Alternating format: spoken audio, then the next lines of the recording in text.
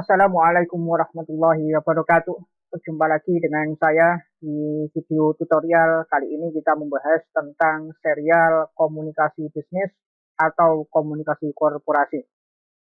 Pembahasan yang akan kita bahas saat ini yaitu hubungan komunikasi korporasi dengan investor. Adapun kita membahas tentang yang pertama, makna hubungan korporasi dengan investor. Kemudian adalah tipe-tipe investor. Kemudian yang ketiga kita akan membahas dampak kerugian bisnis akibat komunikasi korporasi yang kurang diperhatikan terhadap investor. Kemudian yang keempat adalah kerangka kerja hubungan komunikasi korporasi dengan investor. Yang kelima adalah bentuk media komunikasi korporasi kepada investor. Untuk mempersingkat waktu, kita akan membahas dahulu tentang makna hubungan korporasi dengan investor. Kita lihat bahwa perusahaan yang besar khususnya adalah perseroan terbatas, mungkin juga CV, ya, itu tidak akan berdiri apabila tidak ada modal dari para investor. Kecuali kalau kita membahas UMKM, usaha mikro, kecil, menengah, maka boleh jadi modalnya adalah modal sendiri dan patungan dari beberapa warga. Itu pun juga patungan keluarga itu juga investor ya, keluarga yang mau menanamkan. Tetapi berbeda kalau kita memahami tentang bentuk ya perusahaan, bentuknya perseroan terbatas. Ada tertutup, ada terbuka. Kalau terbuka, sahamnya ini bisa dibeli publik ya. Beli publik melalui bursa efek. Kalau tertutup, maka sahamnya diperjualbelikan kepada orang-orang tertentu yang memang dibuka untuk kalangan tertentu. Tetapi kalau TBK terbuka, artinya dia diperdagangkan di bursa efek dan siapapun boleh dan bisa membelinya, asalkan punya duit ya untuk membeli satu lot saham, yaitu 100 lembar saham. Jadi apa yang tertera itu katakanlah ada apa namanya perusahaan berkode TLKM katakanlah ya, Telkom itu misalkan itu adalah 1120, itu adalah per lembar. Jadi satu lot dikali 100 lembar ya. Jadi apabila kita melihat kenapa kok korporasi ini menjual kepada sahamnya kepada bursa efek, agar kita yang membeli surat berharga berupa lembaran saham itu yang sekarang bentuknya digital ya. Ya, suratnya ada, tetapi ibaratnya sekarang kita sudah didigitalisasi gitu ya. Tatkala kita membeli surat saham itu, surat berharga yang berupa saham itu, tentu uang kita itu adalah diputar buat modal, ya, buat modal perusahaan. Nah, maka tatkala jarang ada yang membeli modal, maka otomatis perusahaan kekurangan modal. Bagaimana agar perusahaan ini bisa bertambah modalnya, yaitu dengan meyakinkan investor, ya, kita ini yang memiliki uang agar berkenan untuk membeli saham perusahaan mereka. Ya, tentunya ada demand and supply ya. Demand and supply ini adalah untuk membentuk sebuah harga. Jadi harga saham naik turun, tetapi tidak sefluktuatif pasar uang. Kalau pasar saham naik turun fluktuatif, tetapi tidak begitu liquid ya. Tidak seliquid pasar uang maksud saya. Oke. Nah, sementara investor, tatkala kita melihat persepsi korporasi, dia adalah meyakinkan investor untuk menanamkan modalnya ke perusahaan itu dengan cara membeli saham. Sekali lagi, kalau untuk investor ini persepsinya adalah tatkala saya menanamkan modal di sebuah perusahaan, katakanlah ya, perusahaan terbuka, saya membeli sahamnya, maka investor ini memiliki dua persepsi. Yang persepsi pertama adalah dia memang ingin memiliki dividen. Artinya seberapa besar bagi hasil yang diberikan perusahaan kepada saya, ya, selama per tahun atau mungkin per semester, ya, tapi jarang yang per triwulan ya. Per semester itu ada satu semester 2 kali cairan dividen gitu. Jadi para investor ini melihat seberapa perusahaan itu mampu memberikan dividen kepada saya, maka dia betul-betul menganalisis secara finansial dari perusahaan itu. Ya, namanya adalah analisis fundamental ya. Tetapi ada juga yang persepsi dari investor ini adalah persepsi yang melihat fluktuatif harga saham. Jadi tatkala dia membeli di harga saham yang murah, kemudian dia menjualnya di harga saham yang tinggi, maka dia memperjualbelikan modal dia, ya, memperjualbelikan surat saham yang dia miliki itu berdasarkan fluktuatif harga yang ada. Maka di sini para investor itu adalah bukan sebetulnya dinyatakan sebagai investor sejati. Ada orang yang menyatakan bukan sebagai investor sejati, tetapi mereka adalah trader, pedagang saham. Akan tetapi kalau kita melihat secara teoritis, siapapun orang yang membeli dari saham perusahaan, maka dia sudah menginvestasikan uangnya ya untuk membeli saham, dalam artian tatkala aliran uang itu dimasukkan ke dalam saham, maka dia sudah menginvestasikan dana tersebut sebagai modal bagi perusahaan. Nah, maka kalau orang-orang yang disebut trader tadi, yang melihat capital gain tadi, maka dia menganalisisnya biasanya dengan analisis teknikal, yaitu dia melihat pergerakan saham. Ada analisis teknikal itu macam-macam, analisis fundamental juga macam-macam untuk ilmunya, ya.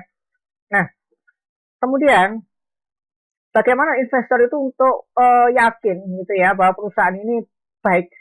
Sedangkan di dalam korporasi, bagaimana korporasi itu meyakinkan bahwasanya perusahaan ini juga baik agar investor menanamkan sahamnya.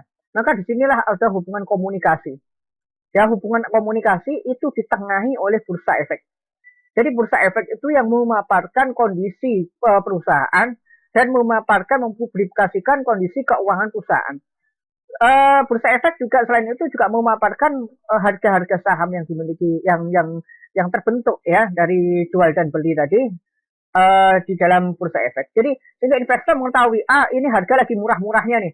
Ayo kita beli, kita borong, siapa tahu ini bisa naik.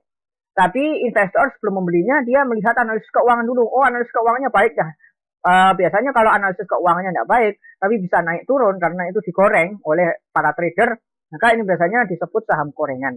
Tapi ada pula yang perusahaan itu dia memiliki keuangan yang baik, yang stabil, ya laporannya jujur, laporannya terbuka. Dan ini biasanya adalah tatkala harga memang turun, itu ada kondisi-kondisi tertentu, biasanya kondisi ekonomi global seperti corona saat ini, ya virus corona, itu menyebabkan harga-harga saham berjatuhan. Nah, lalu kemudian juga kebijakan pemerintah, ya, lalu kemudian juga faktor global dan lain sebagainya, politik global dan lain sebagainya. Nah, termasuk juga ada bunga bank dan sebagainya, bunga deposito dan sebagainya. Jadi orang beralih dari saham kepada investasi ke deposito dan sebagainya. Itu kita bahas di ekonomi makro. Nah, tatkala investor tadi, bagaimana caranya untuk melihat ini harga lagi murah-murahnya nih, ya, ayo kita beli. Nah, tatkala dia membeli, maka dia sambil menunggu, dia analisis teknikal dulu nih, analisis teknikal. Saya ingin target harga sekian tercapai gitu ya. Sambil menunggu harga target saham tercapai, kemungkinan bisa ada long term, ada middle term, dan ada short term. Tatkala long term itu lebih dari 1 tahun. Tatkala 1 tahun lebih itu dia baru sampai kepada harga yang dia targetkan, dan kemudian setelah dia menyentuh harga yang dia targetkan, maka dia otomatis saham itu dia jual gitu ya. Atau mungkin sekarang ada aplikasi yang automatic tatkala tapi asalkan ada waktunya ya, katakanlah 1 pekan gitu ya. Dia sudah memprogram, wah ini sudah mau sampai ke target nih. Kemudian dikunci dulu sama dia, begitu sampai ke target otomatis terjual sahamnya, dia mendapatkan capital gain. Tetapi dalam jangka waktu 1 tahun itu, mungkin perusahaan itu sudah menetapkan bahwasanya 9 bulan ya, tatkala modal itu tidak ditarik, maka tidak dijual ya modal itu, sahamnya itu tidak dijual oleh yang bersangkutan, maka yang bersangkutan berhak mendapat dividen. Maka dia mendapatkan dividen sebelum dia mendapatkan capital gain. Nah, cara untuk membaca di sini adalah itulah hubungan komunikasi. Hubungan komunikasi agar dia melihat kondisi keuangan perusahaan dan juga bagaimana saham perusahaan ini bagus atau tidak. Nah, maka dari itu ditengarai oleh sistem ya. Dan di mana sistem ini juga orang-orang dikenal dengan sistem bursa ya. Nah, ini yang tadi kita sebut, tetapi investor di sini ada 2, investor secara individu dan investor secara voter besar. Voter besar itu bisa antar PT, bisa CV, bisa mungkin yang lain-lain yang pokoknya boleh kita membeli saham di mana itu dalam jumlah besar, dalam jumlah katakanlah misalkan dari PT Telkom ya, misalkan ada 80%-nya dari misal gitu ya adalah dari Republik Indonesia. Maka di situ pemerintah membeli saham Telkom sebesar 80%. Maka dari itu diklaim adalah oh ini BUMN, badan usaha milik negara, karena yang mengatur yang memiliki saham terbesar itu Indonesia. Tatkala Indonesia memiliki saham terbesar, otomatis dia prioritas tatkala untuk menentukan kebijakan-kebijakan di dalam RUPS dan juga di dalam kontrol perusahaan tersebut. Nah, tetapi di dekade 80-an, ini di US ya, tren investor perorangan itu mulai naik. Karena adanya, kalau dulu memang untuk membeli suatu saham itu ribet ya, ribet sebelum ada komputerisasi seperti saat ini. Jadi kita harus datang ke ke kantor saham gitu ya. Kalau di Indonesia dulu ada BEJ dan BES, Bursa Efek Surabaya dan Bursa Efek Jakarta. Bagaimana dengan yang di Kalimantan ya harus terbang ke Jakarta ya. Bagaimana dengan yang di Malang ya harus pergi ke Surabaya. Ya. Bagaimana yang ada di mungkin ada di Sumatera dan sebagainya ya harus terbang ke yang terdekat mana antara Jakarta dan Surabaya. Tetapi berhubung dengan canggihnya teknologi seperti saat ini, maka sudah mulai di US pun juga digalakan perorangan gitu kan. Terus kemudian juga transparansi keuangan dan kredit pajak ini membuat orang tersentuh untuk bisa beli saham. Nah, di Indonesia sendiri di dekade 2010-an, 2010 sampai 2020 ini ya, itu ada gerakan INS, yuk nabung saham. Di sini sudah mudah sekali kita bisa membeli saham hanya dengan minimal satu lot. Satu lot yaitu 100 lembar. Katakanlah ada yang saham yang paling murah adalah 50. Kalau 50 kali 100 berarti 50 kali 100, 5.000 ya. Ya. 50 kali 100 ya 5.000. Itu sudah bisa kita belikan satu lot saham. Ya, terlepas dari itu saham gorengan atau tidak ya, tapi yang penting kita sudah bisa membeli. Tapi tentu saja kita tidak asal membeli gitu kan. Kita harus melihat saham yang memang saham-saham itu baik. Katakanlah kalau saham itu adalah 10.000 per lembar, maka kalau dikali 100 ya sudah apa-apa gitu kan. Ya, atau mungkin 1.000 per lembar lah. Berarti kalau 1.000 per lembar ya 100.000 ya kan. Ya, 1.000 per lembar ya 100.000 itu untuk membeli satu lot saham. Katakanlah misalkan satu lot saham nanti setiap bulan dia menabung saham. Artinya setiap bulan apabila kita disebutkan ya di dalam satu perusahaan itu kontinu 1.000 per lembar, maka otomatis dia bisa menabung per bulannya 100 ribuan. Tapi kan tidak demikian kalau saham. Kadang turun ya. Kalau pas 100.000 dia dapat uang ya itu satu lot. Tapi kalau pas turun jadi 500, nanti bisa dua lot ya, bisa dua lot. Kalau udah turun sampai 500 gitu kan dia bisa nabung saham bulan depannya ada dua lot. Tapi kemudian dia bisa naik lagi gitu ya, naik lagi dia terserah apakah dia mau nahan atau mau jual. Tapi biasanya kalau INS, nabung saham itu diharapkan dia terus nabung tanpa mempedulikan capital gain-nya. Jadi agar bisa besar, agar dia bisa menikmati dividennya. Nah, ini capital gain. Kalau misalkan kita lihat ya, untuk individu, itu biasanya dia menabung saham. Itu karena dia hanya ingin adanya sebuah jaminan keluarga saat pensiun, gitu ya. Katakanlah misalkan mungkin dia ada asuransi pensiun, dana pensiun, gitu ya. Ya khawatir lah kalau dana pensiun itu hanya beberapa gitu ya. Tapi mungkin orang-orang memiliki pemikiran tersendiri sih. Kalau katakanlah misalkan saham, dia juga bisa di-split kan. Gitu. Jadi ini sangat besar sekali gitu kalau perhitungannya gitu. Mungkin dia mengharapkan lebih tatkala pensiun, katakanlah dia mendapat 1 miliar, kemudian dia belikan Unilever ya atau minimal Telkom gitu ya. Dia bisa membeli saham itu cuma puluhan sampai ratusan lot katakanlah. Misalkan kalau Unilever 30 lot aja udah bagus gitu ya. Kemudian dia mendapatkan dividennya untuk per tahunnya udah berapa gitu. Kalau misalkan 100 lot Unilever, katakanlah misalkan seharga berapa kalau Unilever ada 27.000 dan ke atas ya per lembarnya, berarti dikali 100 itu udah berapa begitu kan. Kalau misalkan dia mau membeli katakanlah 100 lot, jadi maka dia itu dividennya tinggal ngitung aja gitu kan. berapa nanti dividen yang diberikan per tahunnya, itu ada semuanya di paparan keuangannya gitu ya. Maka dia per tahun sudah lumayan mendapatkan sekian uh, juta gitu ya, 9 juta tatkala misalkan itu 1 miliar. Kemudian kalau itu keluarga ya, tapi kalau misalkan yang modal-modalnya yang menengah gitu ya, biasanya dia trading ya, trader gitu ya. Dengan modal 5 juta dia bisa berharap ya mungkin untung 1 juta, 2 juta ya, atau mungkin 3 juta. Tapi jarang yang ada 5 juta untung 5 juta gitu ya. Ya kecuali kalau lagi bagus kondisi ekonominya. Maka dari itu kita harus melihat juga kondisi perekonomian di Indonesia.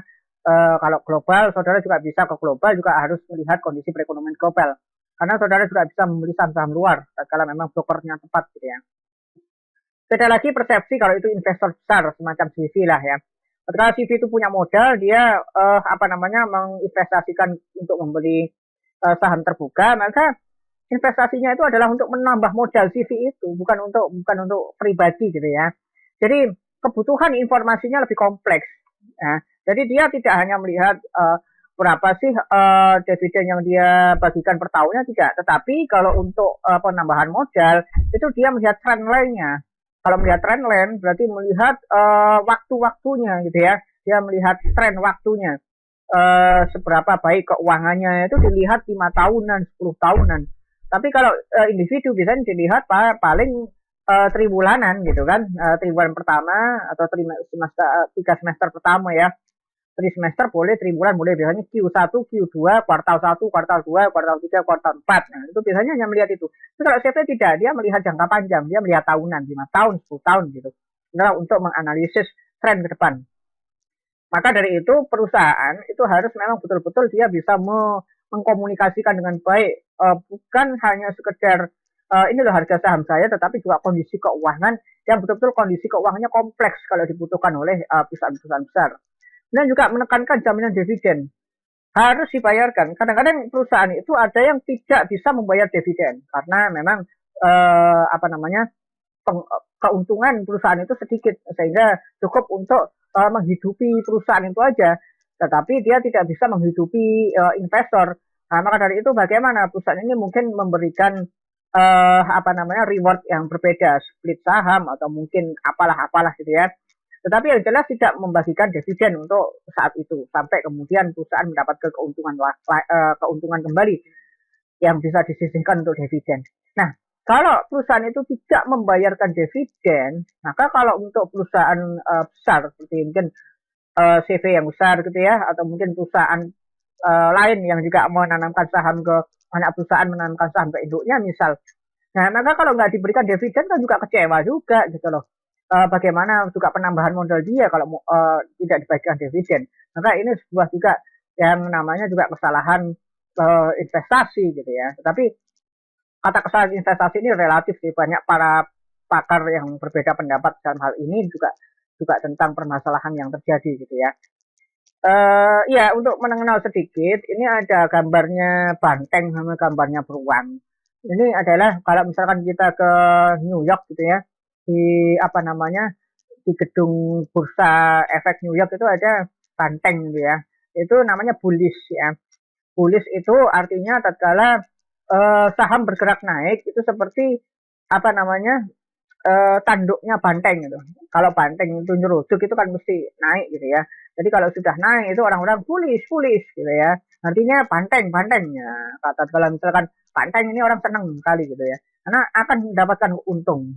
Tapi kalau bearish itu artinya beruang. Beruang itu kalau menyerang itu mesti dia berdiri dulu, kemudian dia mencengkram musuhnya yang ada di bawah. Jadi ini adalah menandakan bahwasanya melemah ya, saham itu sudah melemah. Jadi ini sudah yang nyantol orang yang nyantol ya. Itu biasanya nggak pasrah ya, udah. Kalau saham gorengan ya sudah gitu ya, ibaratnya hilang ya, dikatakan hilang, tapi dia tidak mendapatkan keuntungan gitu ya. Tetapi ada orang yang senang tatkala bearish. Artinya apa? Artinya bearish itu adalah detik-detik dia akan bullish. Kalau sudah sampai kepada top of bearish, top of bearish itu adalah tatkala memang harga itu saham sudah jenuh di bawah, maka dia akan kembali ya. akan kembali. Nah, tatkala akan kembali bullish, ya, bullish reversal artinya, maka orang itu seneng, ada bearish ini, bearish. Nanti orang itu melihat, orang itu menanti gitu ya. Kalau sudah bergerak, lalu kemudian naik, kemudian dia orang-orang mulai menganalisis teknikal, kemudian fundamentalnya juga, dan dia mulai membeli saham. Nah, ini merupakan sebuah komunikasi yang harus baik juga perusahaan. Kalau nggak baik, biasanya adalah orang-orang yang mungkin awam tentang saham. Pokok syukur membeli saham, gorengan juga dibeli karena dia mengharapkan capital gain saja, tidak mengharapkan dividen. Kalau memang dia tidak mengharapkan dividen, ya kayak tadi, nyantol ya sudah. Hilang, tidak hilang, tetapi dia tidak mendapatkan manfaat dari yang dia storekan tadi. Untuk mencapai, kadang-kadang digoreng kan, saya juga pernah itu ya, tatkala awal-awal main saham itu, tatkala misalkan sudah melambung 100 gitu, tadinya dari 70 ke 100. Saya harapkan bisa naik lagi sampai 150 lah paling enggak. Ternyata enggak. Baru 130 udah drop down ke sekarang enggak naik-naik lagi 50 ya sudah. Ibaratnya hilang enggak hilang tetapi tidak memperoleh manfaat. Kalau melihat ke 100 lagi ya enggak tahu kapan gitu ya. Oke. Nah, ini dampak kerugian akibat komunikasi korporasi yang kurang diperhatikan. Jadi kalau kita melihat komunikasi korporasi kepada investor yang kurang diperhatikan, maka janji pembagian dividen yang besar itu juga kadang-kadang begini, orang ini kan menanti-nanti ini keuangannya bagus atau enggak. Kalau pelaporannya enggak bagus, maka pasti akan berita-berita hembusan-hembusan ICU itu muncul gitu. Sehingga orang sudah enggak mau lagi ke perusahaan itu. Ya, kecuali orang-orang awam yang memang dia hanya trading aja, trader orang-orang awam dan trader aja ya, trader pom-pom bukan. Pom-pom itu apa sih? Mompa agar ya seperti saudara tahu gelombang cinta itu ya, bunga gelombang cinta, terus janda bolong gitu kan, itu kan hanya daun-daun biasa gitu ya, mending anggrek kan, mahal masih bagus lah, mawar melati harum baunya gitu ya. Tetapi kalau misalkan gelombang cinta, janda bolong itu yang tadinya murah meriah banget bisa sampai ratusan juta, tetapi itu namanya pom-pom. Tapi tatkala ya mungkin ada yang bilang itu dengan sistem apa namanya, sistem apa itu ya, mangke apa sih, saya lupa itu sistemnya ya. Pokoknya kalau kita orang saham bilangnya pom-pom ya. Ya. Jadi ibaratnya kalau ada cerita yang masalah mangke apa mangke masket atau apa itu. Jadi orang di situ monyetnya banyak, ditangkap sama perusahaan ya, tangkap lama-lama monyetnya nggak ada. Kemudian dia nawarin kepada orang, siapa yang mau beli monyet ini, ya siapa yang bisa nangkep monyet ini, tak berikan harga yang sangat mahal. Akhirnya orang lama-lama nangkep monyetnya habis. Orang ingin mendapatkan uang lebih, akhirnya perusahaan ngelepas monyet itu. Ya, orang lama-lama cari monyet lagi, habis ya sudah, perusahaan kan untung. Nah, tapi monyetnya udah dibawa, sudah nggak berharga lagi sudah ya kan. Perusahaan nggak mau beli lagi. Nah, sudah orang kan ibaratnya sudah yang terlambat ini yang kasihan gitu. Nah, ini saham pun juga begitu. Dia nggak terlambat dia bisa untung dengan pom-pom itu, tapi kalau terlambat ya nyantol gitu ya kalau saham gorengan. Dari itu kalau saham-saham yang bagus itu harus memang komunikasinya harus dengan baik sekali gitu ya, rapi, jujur, tertib gitu kan. Kemudian tanpa ditunjang pelaporan keuangan yang baik dan tanggapan atas informasi yang beredar, maka mispersepsi para investor. Pasti investor tuh persepsinya macam-macam. Tatkala persepsinya macam-macam, ini bisa disetir kanan, bisa disetir kiri, bisa diisukan ini, bisa diisukan itu. Ya berita-berita media, ya terus, ya. Lalu kemudian bias dan potensi hoax, banyak sekali potensi hoax. Perusahaan ini mau bangkrut, bla bla bla bla bla bla. Nah ternyata di lapangan dia hanya kurang baik aja pelaporan keuangannya, ya. Maka dari itu sesehat apapun perusahaan, tatkala laporan keuangannya buruk ya repot, gitu ya kan. Maka dari itu biasanya orang-orang membuat kebijakan apa namanya, para akuntan publik ini mahal, bayarannya mahal gitu. Kenapa? Karena akuntan publik itu dituntut betul untuk bisa meyakinkan perusahaan kepada publik ya, kepada publik. Kemudian ini kasus di US, Hewlett Packard atau laptop HP ya, yang punya laptop HP itu dia apa namanya, ada 2 perusahaan merger gitu ya. Merger yaitu antara Compaq dengan HP. Langsung ya kan. Kenapa kok merger? Nah, dia sembunyi-sembunyi, dia tidak mengkomunikasikan kepada publik. Akhirnya investor tuh kok merger itu biasanya memang udah produk itu gagal ngelola bisnis, sudahlah cabut aja sahamnya, gitu ya biasanya cabut saham dia. Tatkala dia cabut saham, ya sudah drop sahamnya. Seperti kemarin juga kita bahas tentang MH70 ya, pesawat gitu. Itu kecelakaan ya sudah, buruk ini sudah buruk. Padahal nggak demikian halnya, mungkin ya namanya mungkin pilotnya atau mungkin namanya ada kerusakan sistem sedikit gitu kan. Tapi orang sudah persepsi macam-macam, ya. Tapi kalau di dalam ini kenyataannya nggak demikian. Banyak alasan merger tanpa didahului dengan masalah keuangan, masalah kerugian keuangan. Merger itu banyak tujuannya, tetapi tatkala dua perusahaan merger seperti WhatsApp sama Facebook ya, ada apa ini merger kan begitu kan gitu. Uh, tapi juga ada yang namanya BBM itu dulu ya. BBM itu sudah kolaps ya. Pet sebelumnya ya, Pet. Dulu itu teman saya suka sekali Pet daripada Instagram. Saya lebih seneng Pet. Pet itu begini, begitu, begini, begitu. Wah, mungkin dia kaki tangannya Pet mungkin ya. Saya menganalisisnya beda. Kalau Instagram itu lebih publik, Pet itu lebih privat. Pet itu lebih nggak disenangi orang, kecuali memang orang yang suka pom-pom. Memang banyak informasi pom-pom dari luar negeri ya, dari Amerika, dari Inggris pada saat itu, khususnya dari Amerika sendiri, sampai kepada Indonesia, itu Pet itu bagus, begini-begini. Awalnya orang suka Pet, tapi Telegram ini apa namanya nggak kalah cerdas gitu. Dia komunikasikan terus kepada para penggemarnya gitu kan. Ini dia tambah fiturnya. Nah sekarang apalagi fiturnya bagus-bagus, pakai AI, artificial intelligence. Jadi kecerdasan buatan bisa memindai wajah saudara dipindai nanti ada jadi badut gitu ya, ada mungkin wajah saudara dipindai ada nanti berubah jadi apa gitu sampai orang ketawa-tawa gitu kan, kemudian diupload. Kalau Pet enggak, Pet hanya foto-foto pribadi seperti Facebook itu masih bagus, lebih bagus Facebook kan gitu. Akhirnya ya pada saat itu analisis saya Pet pasti akan nggak dilirik orang, kolaps betulan. BBM itu lebih bagus, BBM itu lebih bagus WhatsApp dari BBM ya, lebih bagus WhatsApp. Walaupun WhatsApp itu privat, communication privat, pusat komunikasi privat yang nggak seperti Facebook, Twitter, medsos ya. Saya pikir beda lah. Kalau katakan WhatsApp itu medsos salah orang gitu ya. Itu adalah komunikasi seperti SMS sebetulnya, tetapi dua arah. Tapi juga dia itu SMS juga bisa grup dulu, SMS grup namanya. Tapi itu dihitung per biaya ya, per orang yang masuk grup itu berapa itu kan. Itu kalau WhatsApp kan nggak dihitung itu, per paketan gitu loh ya. Agak panjang dikit nggak apa-apa lah ceritanya. Nah, WhatsApp itu sebenarnya bukan media sosial sih ya, mungkin semi saja, tapi dia komunikasi lebih privat gitu loh. Daripada Facebook, Twitter, YouTube. YouTube itu ya bisa lah dikatakan media sosial, Telegram gitu ya, media sosial. BBM itu bukan medsos sebenarnya sama seperti WhatsApp gitu ya. Tapi kalau dibandingkan LAN, ya memang lebih bagus LAN sih. Tapi anak-anak muda itu sukanya LAN. Tapi kalau orang-orang tua nggak seneng LAN, karena apa? Ribet ya. Orang tua-tua itu lebih seneng yang simple. Tetapi semakin zaman kesini, anak muda pun juga suka yang simple gitu loh. Kalau masalah misalkan komunikasi yang lain, mending install yang lain gitu kan. Ada Facebook gitu kan, ada Twitter gitu. Tapi kalau hanya untuk komunikasi pribadi saja pakai LAN, agak ribet rasanya. Tetapi ada juga komunitas dia gitu, banyak juga kalau LAN. Tapi masih jauh mending LAN lah. LAN kemudian apa WeChat gitu ya. Kalau WeChat dari timur ya, dari Cina.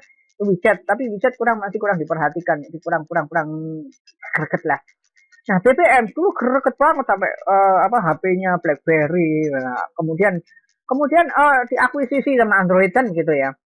Android itu ada BBM-nya gitu kan, ada BBM. Orang pernah pakai BBM. Tapi lama-lama Android ini cerdas juga, ini dia mengakuisisi, sedangkan dia juga membandingkan dengan WhatsApp. Akhirnya di situ terjadi pertarungan antara BBM dan WhatsApp. Orang membandingkan antara BBM dan WhatsApp. Akhirnya BBM kalah.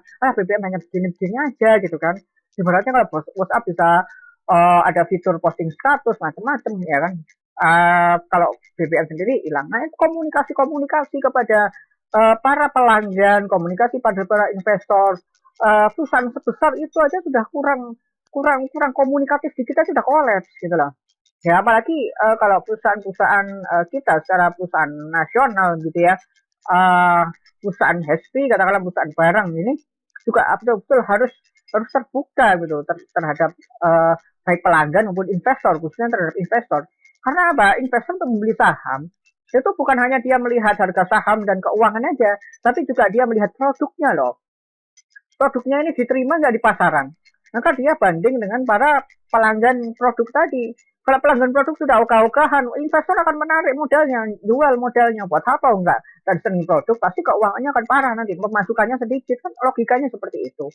Nah itu ya, di Indonesia juga sama nih ya, wabah pandemi COVID-19 itu juga menyebabkan apalagi ada kebijakan-kebijakan pemerintah, PSBB, BKM, akhirnya kurang produktivitas perusahaan, kurang lesu, akhirnya orang-orang pada narik semuanya, pada mending depositokan aja gitu kan, mending ke bank saving, banyak saving daripada investing, karena kondisi-kondisi seperti saat ini dia nyari aman. Nah, tatkala dia itu savingnya itu orang yang semakin lama semakin cerdas. Kalau dia saving saat ini dengan rupiah, maka akan terjadi inflasi. Dia digerogoti oleh inflasi. 1 juta saat ini dengan tahun 2030 1 juta itu mungkin bisa jadi berbeda. Nah, coba saudara, 1000 di zaman tahun 1970 dengan 1000 di zaman tahun 2021. Beda jauh. 1000 di zaman 1970, saudara masih menemukan Rp1, Rp2, Rp5, Rp10 gitu kan. Nah, sekarang sudah nggak ada. Zaman saya kecil dulu ada 5 rupiah, ada 25 ya, ada Rp25, ada Rp50. Rp25 masih bisa dibuat di kerupuk, permen ya, 100 sudah dapat banyak. Sekarang 100 saja nggak, 100 saja dapat satu kerupuk itu mungkin sekarang 200 ya, atau mungkin 500 ya.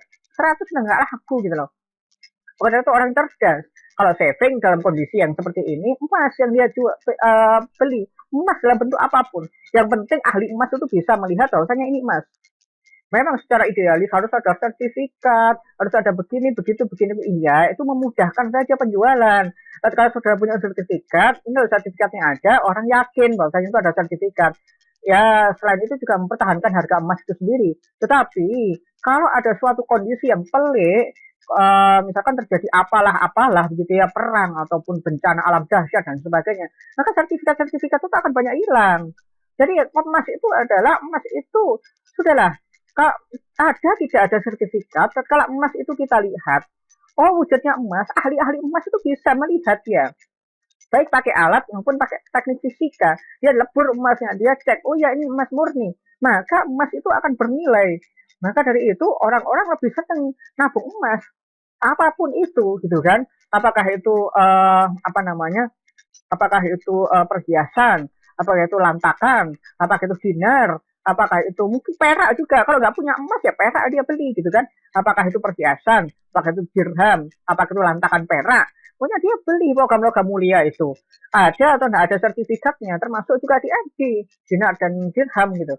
Sekarang di ND ini memang diperjualbelikan, urusan lain, ya, urusan hukum lah. Ibaratnya kita nggak membahas itu boleh atau nggak bolehnya kalau diperjualbelikan, karena dijual beli dengan menggunakan dinar dan dirham. Tetapi kalau orang membeli dinar dan dirham, beli emas, dan dikira orang itu rugi, itu tidak, samanya tidak. Selama itu adalah logam mulia, apapun itu, maka dia banyak beli gitu. Apalagi di ND dengan mengatasnamakan dinar dan dirham. Sedangkan Indonesia ini mayoritas Muslim. Sekarang mayoritas Muslim disebut dinar dan dirham, dia itu kembali teringat-ingat apa yang disampaikan oleh Rasulullah SAW. Di zaman Rasulullah SAW, dinar itu milik Romawi dan dirham adalah milik Persia. Tetapi lambat laun di zaman kekhalifahan, tatkala khalifah bisa mencetak uang sendiri, dinar sendiri dan dirham sendiri, itu digunakan sudah mandiri.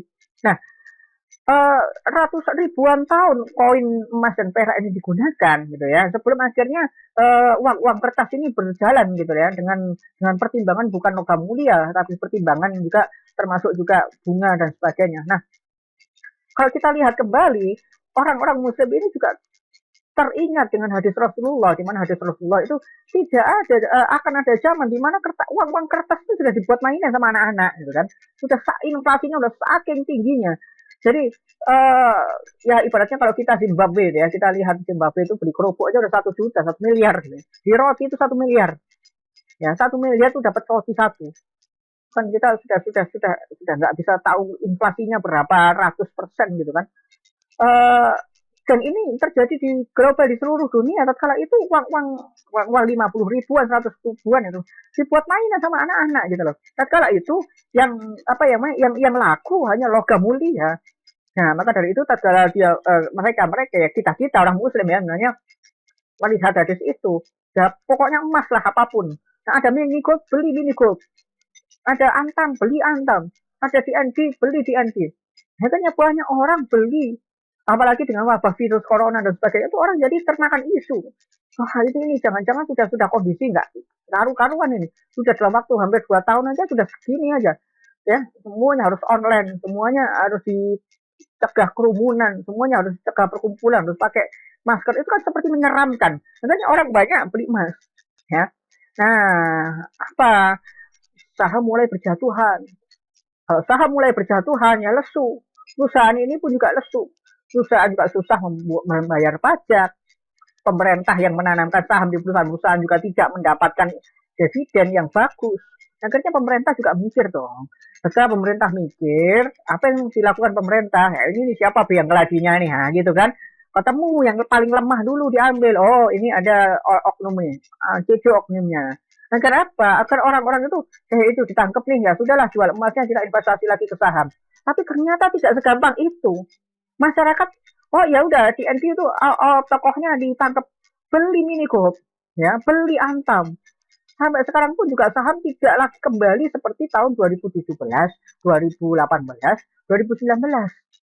Ya, 2016, 2017 itu tinggi-tingginya saham. Orang semua program YNF, nabung saham itu digencarkan.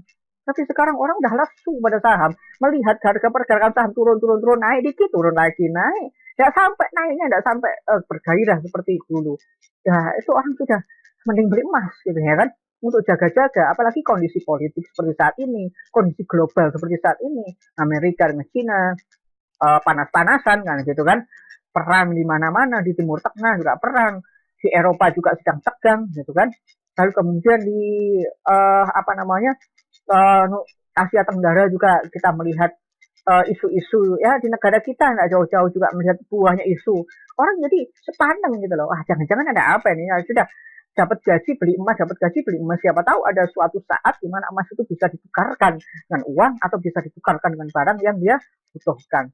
Jadi ini kita apa ya, investor tuh perusahaan itu sekarang betul-betul ingin meyakinkan investor. Di sisi lain investor tuh sudah kepercayaannya drop gitu loh.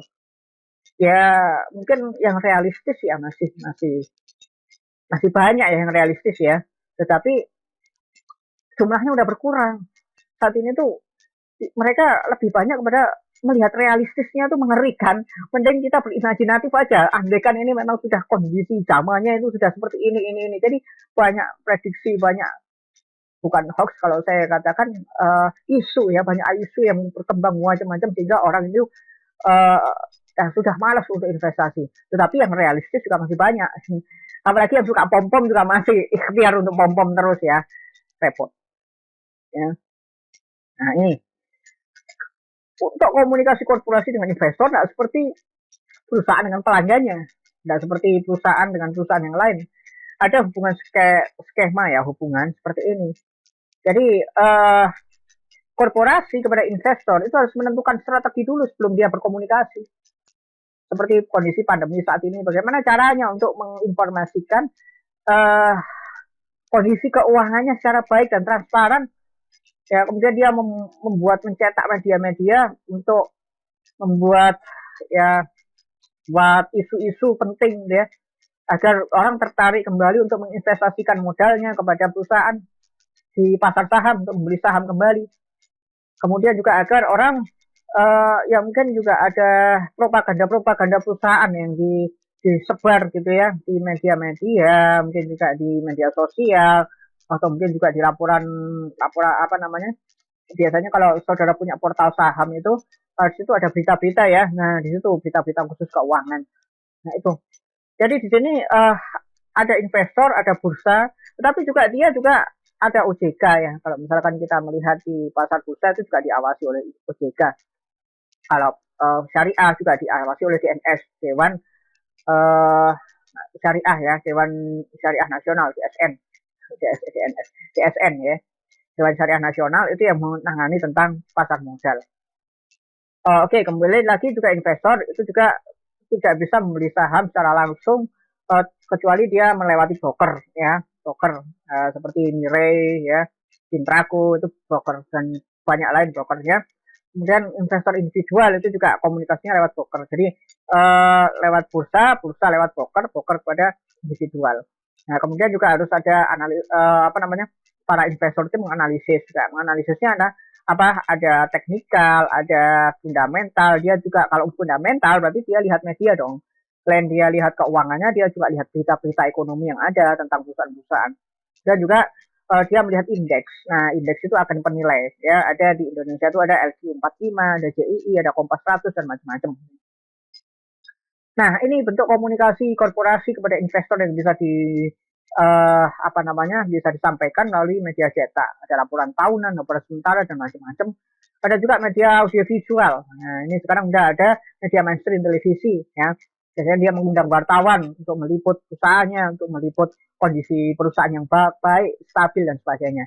Tapi kalau perusahaan kondisinya nggak stabil, ya biasanya media datang sendiri, gitu kan. Ya, perusahaan BUMN ini mengalami kekacauan, ya, kacauan keuangan, ya. Media datang sendiri. Tapi kalau yang baik-baik biasanya media nggak ngeliput. Maka dari itu perusahaan biasanya bayar media untuk datang. Wah, ini lo bagus, ada perkembangan seperti ini ya. Kemudian video profil perusahaan, ya biasanya ada video profil yang ditampilkan di YouTube atau di mana gitu kan. Di media sosial tuh banyak tuh video-video profil perusahaan. Lalu kemudian juga ada komunikasi lisan, itu biasanya undangan untuk RUPS. Kalau misalkan katakanlah ada saudara 90% atau 80% aja lah, 80% saudara memegang saham PT DIF katakanlah ya. Dari PT DIF itu per lembarnya katakanlah 900 lah lembarnya. Maka satu lot berapa itu kan dikalakan saudara 90%, berarti berapa lot itu ya. Kemudian 90% saudara memegang saham atau 80 lah, kebanyakan kalau 80% saudara memegang saham PT DIF ya. Maka saudara itu diundang RUPS sebagai tamu istimewa gitu ya. Kenapa? Karena saudara itu yang berhak untuk memutuskan kebijakan-kebijakan perusahaan. Yang di dalam RUPS ya, di dalam yang modalnya paling besar itu yang memutuskan ya. Dan ada rapat regional pemegang saham, ada wisata pabrik untuk investor. Biasanya saudara diundang ke pabrik, keliling-keliling ke pabrik. Masuk juga si Unyil, nah itu yang di media mainstream. Nah, ini kalau kita lihat. Nah, si Unyil ya itu kan diundang ke pabrik, ke industri mana untuk meliput ya di Trans 7 kalau nggak salah ya, atau meliput proses jalannya pembuatan apa, produk apa gitu ya. Nah ini orang selain juga pelanggan ini tertarik ingin membeli, investor juga tertarik untuk wah ini profil perusahaannya ini gimana sih ya, lalu kemudian dia melihat YouTube gitu ya. Tapi ada juga yang perusahaan mengundang wisata pabrik ya, biasanya ke sekolah-sekolah, ke kampus. Biasanya pada saat saya kuliah dulu itu biasanya ini ada undangan ke kampus mana gitu ya, ada kemana dulu itu, Pokari ya, lalu kemudian ke Aqua, lalu kemudian ke ya mana lah yang ada di, kalau di Malang, sekitaran Malang di Pasuruan itu banyak industri. Kita masuk, kita melihat prosesnya ya, kita melihat manajemennya ya secara publik aja gitu kan. Indosakti harusnya juga gitu ya. Pak, coba ya undangan wisata pribadi biasanya memang perusahaan yang mengundang atau biasanya perusahaan membuka siapa yang mau monggo kirimkan undangan. Nah, terus kemudian kampus meminta ya. Tapi di masa pandemi ini nggak tahu ya, karena ada pembatasan macam-macam. Jadi mungkin wisata pabrik ini sudah jarang. Ini ada kunjungan pribadi ya, biasanya ke pribadi-pribadi para pemegang saham yang gede-gede gitu ya. Kemudian pertemuan dengan para anggota komunikasi finansial seperti wartawan bisnis dan sebagainya, ceramah-ceramah forum, proceeding, jurnal-jurnal itu juga banyak gitu kan. Secara tidak langsung perusahaan-perusahaan yang memperkenankan saudara penelitian ya, kampus manapun, saudara penelitian di perusahaan itu, lalu kemudian itu kan nanti hasil penelitiannya itu saudara upload sebagai jurnal, di mana jurnal itu menamai PT-nya, katakanlah pengaruh antara ini dan itu di PT bla bla bla. Maka PT bla bla bla ini sudah mendapatkan nama di sebuah jurnal ilmiah gitu ya. Jadi ada jurnal ilmiah, loh kok ini bermasalah gitu. Maka dari itu kan biasanya mereka minta hasilnya mana, saya minta dulu, jangan diterbitkan di jurnal. Baru kalau misalkan sudah oke, kemudian lanjutan. Tapi jarang sih yang ada seperti itu, tapi namanya penelitian ya.